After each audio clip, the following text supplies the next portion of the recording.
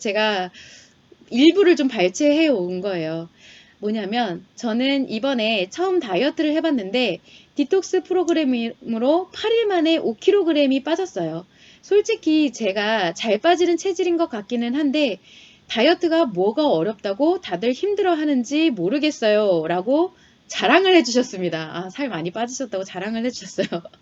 근데 질문을 이제 그러니까 요약을 해보자면은 나는 잘 빠지던데 다이어트가 왜 어렵다고 하냐라는 궁금증이죠. 그래서 제가 이분의 다이어트를 비하하는 게 아니고 궁금하셨기 때문에 그 궁금하신 부분에 대해서 한번 설명을 드려볼게요. 자, 먼저 극단적으로 절식을 하거나 디톡스 다이어트 같은 것을 하게 되면요.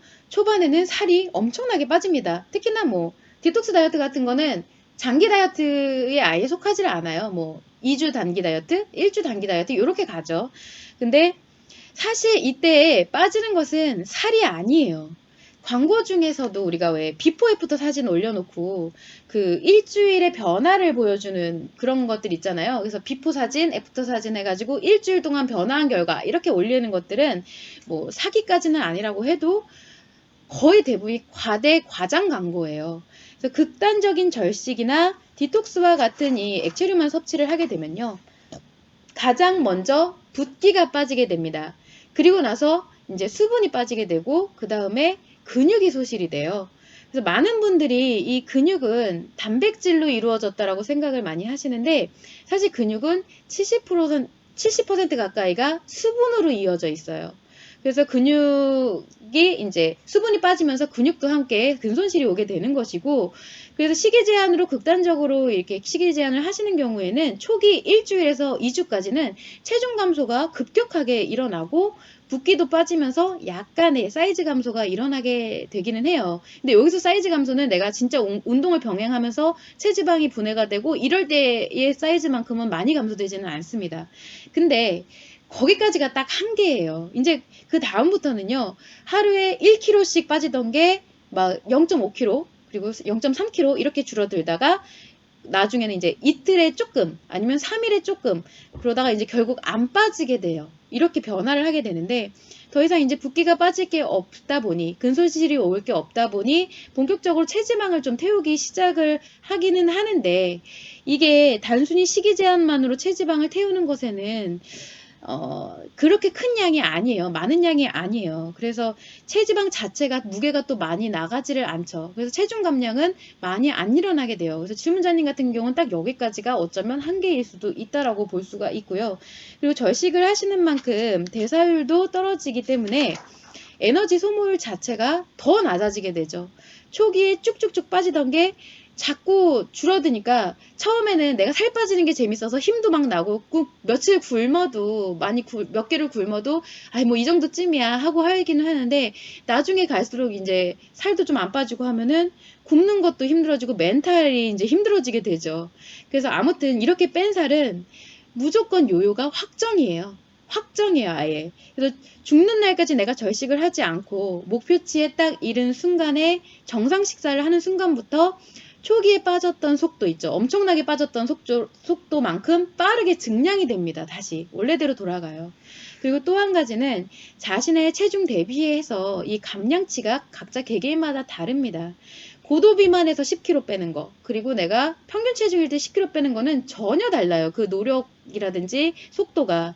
그래서 모두 개인차를 가지고 조금씩 가지고는 있지만 결국 단기적으로 급격하게 뺀 살은 모두 신기루다. 어쨌든 돌아간다. 라는 점이고요.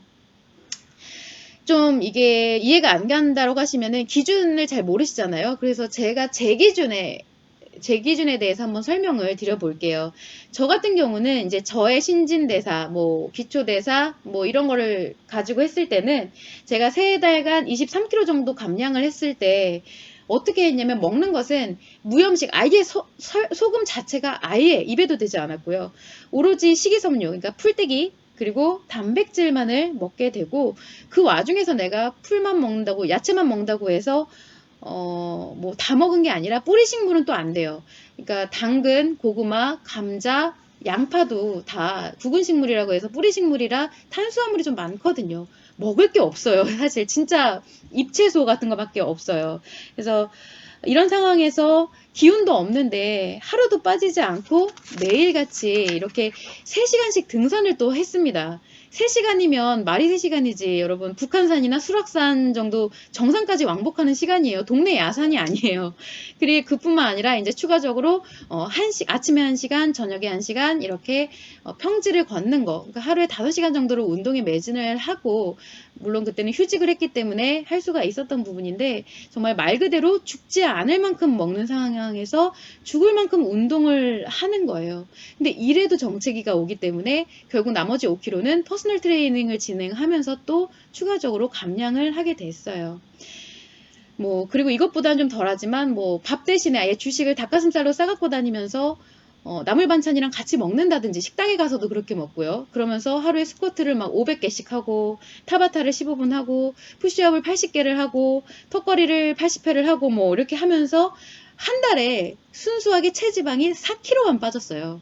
기타 수분 이런 거는 신경 안 쓰더라도 4kg밖에 안 빠집니다, 한 달에. 그리고 또 한 번은 이제 가장 어렸을 때, 가장 몸이 싱싱하고 젊고 좋았을 때는 그냥 무조건 하루에 한 끼만, 그 한 끼도 정상식이 아니라 반식만 하면서 하루에 줄넘기를 3,000회씩 하니까 한 달 만에 약간 9kg 정도 빠졌는데, 그때는 수분도 빠지고 근력도 빠지고 골다공증도 아마 왔을 거예요. 그렇게 막 이것저것 다 빠져서 9kg가 됩니다. 이게 바로 다이어트의 실체예요. 이게 다이어트입니다. 과연 다이어트가 어렵지가 않을까요? 그 질문자님은 한번 이걸 생각을 해보시면 좋을 것 같아요.